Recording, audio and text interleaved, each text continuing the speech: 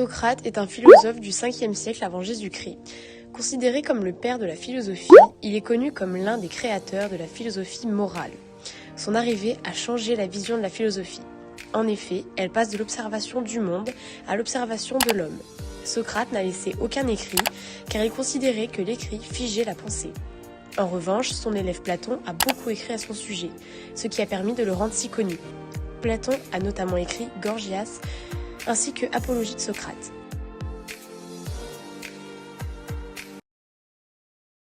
Socrate est le fils de Sophronisque, un sculpteur incompétent mais apprécié de tous, et de Phénarète, une sage-femme. Ses rivaux inventent des rumeurs quant à ses origines en affirmant qu'il serait fils d'esclave. Il ne serait donc pas citoyen d'Athènes. Issu d'une famille pauvre, cela handicapait beaucoup dans cette société où le statut prévalait sur les qualités morales et intellectuelles. Sa philosophie, qu'on nommait la maïotique, vient du grec maïotike, qui signifie obstétrique. Contrairement à sa mère qui faisait accoucher les corps, Socrate, lui, faisait accoucher les esprits. Je sais que je ne sais pas. Tel est le point de départ de toutes ces réflexions. En effet, Socrate allait interroger ses concitoyens athéniens quant à leur définition du beau avec Hippias majeur, par exemple, et dans chacun des cas, ses interlocuteurs donnaient des exemples, mais en aucun cas la définition théorique. Par la suite, il prenait conscience de leur ignorance. D'après les critères esthétiques de l'époque, Socrate était qualifié de laid, ce qui lui causa de nombreuses moqueries. En 424 avant Jésus-Christ, lorsqu'il rentre à Athènes, il assiste à la pièce Les Nuées d'Aristophane qui mettent en scène un père qui envoie son fils vers Socrate afin qu'il lui apprenne des arnaques pour échapper à la justice, car la rumeur disait que Socrate savait comment échapper à la justice. De plus, Socrate n'était pas bien perçu par la société. Il était dit exécrable et qualifié d'escroc. Socrate était connu de tous les Athéniens, il aimait parcourir les boutiques, n'aimait pas la solitude et était sensible à la noblesse de l'artisanat. Socrate est issu d'une famille pauvre et il ne travaillait pas, alors on peut se demander comment il faisait pour subvenir à ses besoins. Eh bien, c'était ses disciples, tels que Phèdre, Xénophon ou encore Platon, qui lui fournissaient tout ce dont il avait besoin. D'après les rumeurs, Socrate aurait eu des relations intimes avec un grand nombre de ses disciples et avec d'autres citoyens d'Athènes, comme par exemple Phèdre, Agathon ou encore Critobule. Au départ, Socrate est vu comme l'adversaire des sophistes. Cependant, il ne faut pas oublier que c'est par eux que Socrate a été formé, étant donné qu'ils n'avaient pas beaucoup d'argent et que leurs activités étaient publiques, contrairement à celles des philosophes qui étaient réservées aux aristocrates. De même, Socrate n'avait pas les moyens d'être initié à la sagesse égyptienne, qui avait une grande influence sur la Grèce antique. On peut donc en quelque sorte le qualifier de renégat de la sophistique. Androïton, un historien du IVe siècle avant Jésus-Christ, disait que Socrate était mort en martyr de la sophistique. Par ailleurs, Échine pensait la même chose de lui. De plus, tous les Athéniens pensaient que Socrate était un sophiste, car sa dialectique ressemble fortement au discours double des sophistes. Par ailleurs, les sophistes n'étaient pas de véritables philosophes, mais se considéraient comme tels. Effectivement, ils renoncent à expliquer les phénomènes physiques et s'attachent au matériel. De ce fait, ils ne peuvent pas être nommés philosophes. Les sophistes maîtrisaient l'art de la parole et enseignaient l'art de la rhétorique.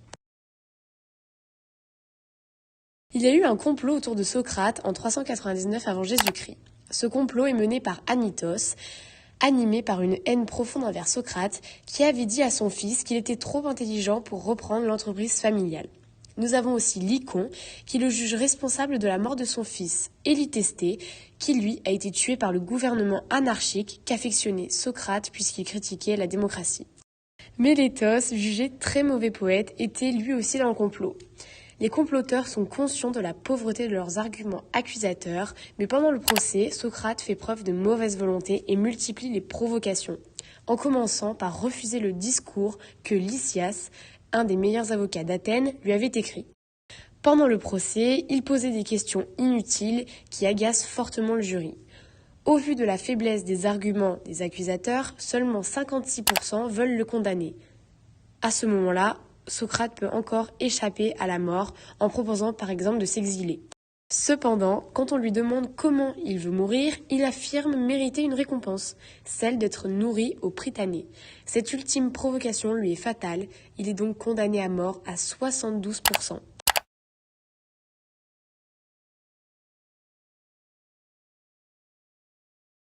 Première question, quel était le nom de ses parents? Sophronisque et Phénarète, Sophronisque et Pantérée ou Sophrone et Phénarisque? Qu'a permis la philosophie de Socrate?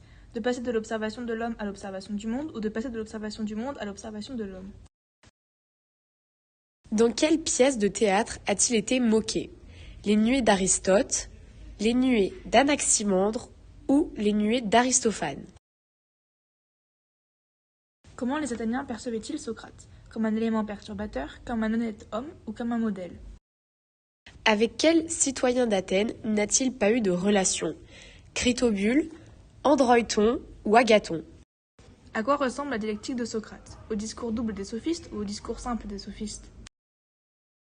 En quelle année est mort Socrate? En 398 avant Jésus-Christ, en 399 avant Jésus-Christ ou en 340 avant Jésus-Christ? À qui Socrate a-t-il dit que son fils était trop intelligent pour reprendre l'entreprise familiale? À Lycone, à Anytos ou bien à Élytesté? Qu'est-ce que Socrate a-t-il proposé au jury de son procès pour échapper à la mort? D'être nourri au Prytanée ou d'être logé au Prytanée? Quelle est la proportion de juges qui veulent le condamner? 75%, 72% ou 73%? Et pour terminer cette vidéo, nous allons vous donner quelques citations qui sont à retenir. La première, c'est « L'abondance détourne de la vertu ». La deuxième, c'est « Nul n'est méchant volontairement ». Ensuite, il n'y a point de travail honteux et il vaut mieux subir l'injustice que de la commettre. Le bonheur, c'est le plaisir sans remords.